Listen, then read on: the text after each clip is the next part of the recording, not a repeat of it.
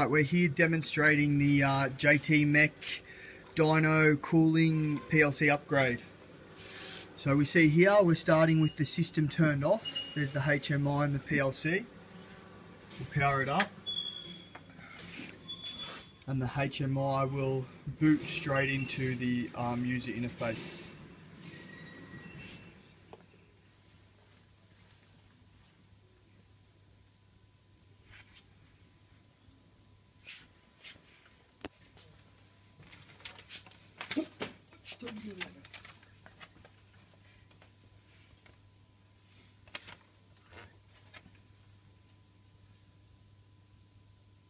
Alright, we see here we've got two drives ready.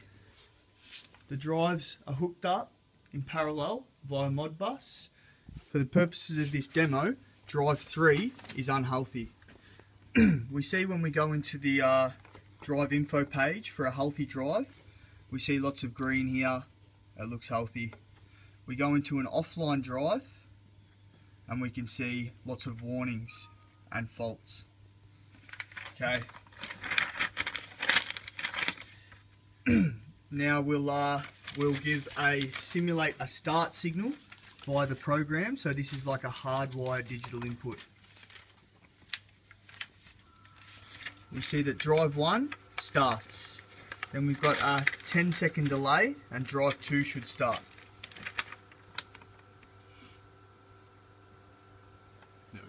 Okay, we have both drives in the run mode now. We can see on the left here is inlet water temp and outlet water temp, drive speed in Hertz and drive in RPM and in Hertz. So now we're going to simulate an inlet water temp of 50 degrees.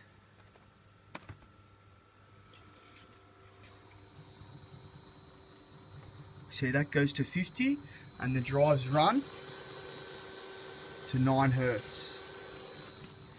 Or 500 RPM.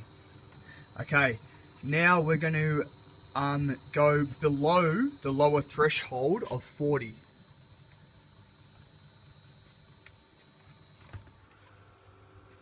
We see the speed stops. Now we're going to go to the upper limit of 95 degrees.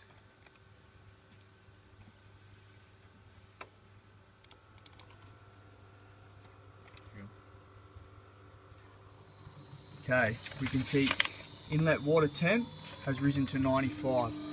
We can see the drives run up to 50 Hertz. That's also shown here and here. Okay, now we're going to make some changes to those threshold settings on the HMI. So we'll go below 40 again. 39 degrees. 39 degrees. Inlet water temp changes to 39. We can see the drives go to 0 RPM. Now if we go to our settings page, here we can change the thresholds for the drive on and off positions.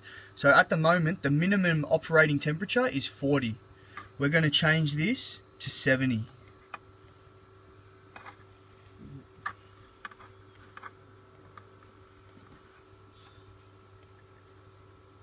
Okay, this is now set to 70 degrees. We'll go back to the main menu. We'll now put in a temperature of 50 degrees again, as we did at the start.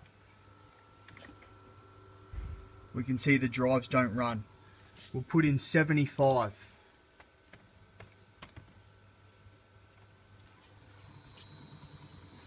We can see the drives have gone over the threshold and are running again. Now, we'll demonstrate a fault. So we've got this digital input on drive 1 wired to fault. So if I hit that, drive 1 goes into fault mode, drive 2 continues to run. Okay, we'll remove the external fault. Drive 1 is not able to be reset while drive 2 is running. So we'll simulate a reset over here. Nothing happens. So we'll remove the reset. We'll now stop drive 2 by removing the run signal.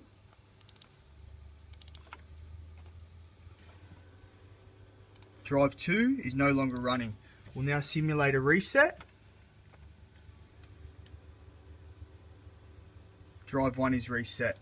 The last thing we'll demonstrate, at the moment we've got a 10-second delay between the startup of the two drives.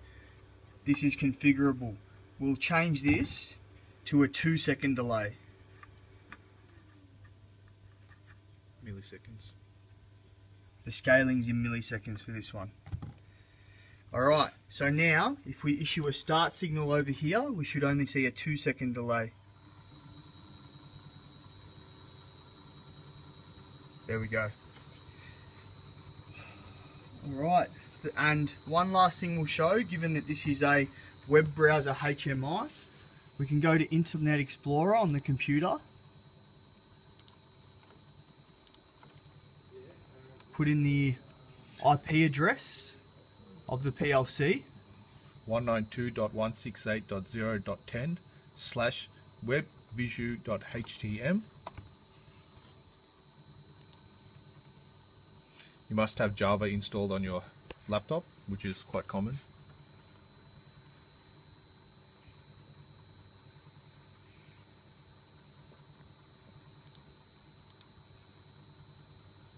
and this is a live system of the HMI, and it can be controlled from this location as well. That's it. And that's it.